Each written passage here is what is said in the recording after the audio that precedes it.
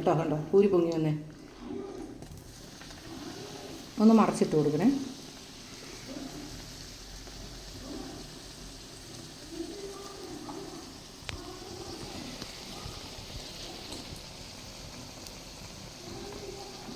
ഇതുപോലെ നമുക്ക് പൂരി തയ്യാറാക്കിയെടുക്കാം. Hello, good morning.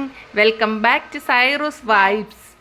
ഇന്ന് നമ്മളിവിടെ തയ്യാറാക്കാൻ പോകുന്നത് പൂരിയാണ്. ഇതൊരു ഓയിൽ ഫ്രീ പൂരിയാണ്. അപ്പം നമുക്ക് ഈസി ആയിട്ട് തയ്യാറാക്കാം. ഇന്ന് ഞാൻ ലേറ്റായിട്ട് എണീറ്റത് കൊണ്ടാണ് പൂരി തയ്യാറാക്കുന്നത്. അതിന് വേണ്ടിയിട്ട് നമുക്ക് ആവശ്യമുള്ള 2 ഇൻഗ്രീഡിയൻസേ ഉള്ളൂ. ആട്ടയും റവയുമാണ്. ഇന്ന് ഞാൻ എടുത്തിരിക്കുന്നത് 4 കപ്പ് ആട്ടയ്ക്ക് 1/2 കപ്പ് റവ എന്ന ഒരു റേഷ്യോയിലാണ് എടുത്തിരിക്കുന്നത്. ഇത് നമുക്ക് ആവശ്യത്തിന് പിന്നെ 2 പിഞ്ച് ഉപ്പും 1/2 സ്പൂൺ പഞ്ചസാരയും കൂടി ചേർത്ത് ഇതൊന്ന് നന്നായിട്ട് മിക്സ് ചെയ്ത് കൊടുത്തിട്ട് പച്ചവെള്ളം ഒഴിച്ച് നല്ലതായിട്ട് കുഴച്ച് വെക്കണം. ഒരു 15 മിനിറ്റ് നമുക്കിത് റെസ്റ്റ് ചെയ്യാൻ വെക്കണം.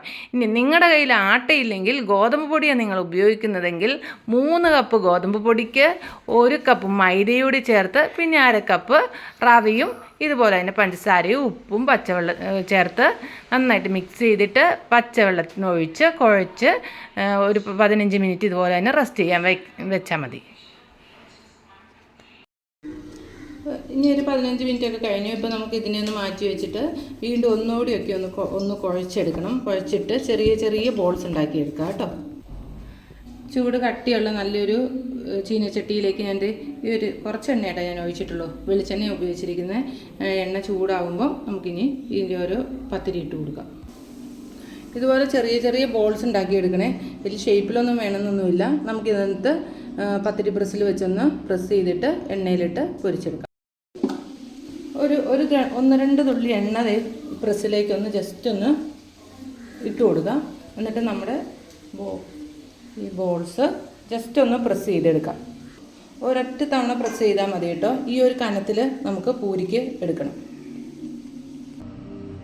കുറച്ച് എണ്ണ മതി കേട്ടോ. എണ്ണ ചൂടായ എണ്ണയിലേക്ക് നമുക്ക് വെളിച്ചെണ്ണയാണ് ഞാൻ ഉപയോഗിച്ചിരിക്കുന്നത്.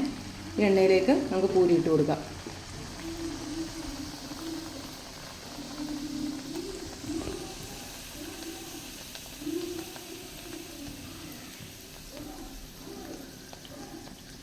പൂരി ഇട്ട് കൊടുത്തു കഴിഞ്ഞിട്ട് നമ്മൾ ഫ്ലെയിം സിമ്മിലേക്ക് ഇടണം കേട്ടോ. കണ്ടോ പൂരി പൊങ്ങി വന്നേ. ഒന്ന് മറച്ചിട്ട് കൊടുക്കണേ.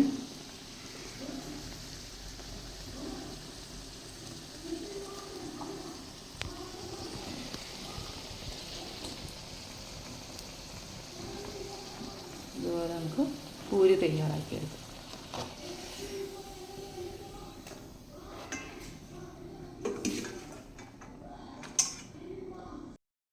അപ്പോൾ നമ്മുടെ പൂരി ഇവിടെ തയ്യാറാക്കി കഴിഞ്ഞു.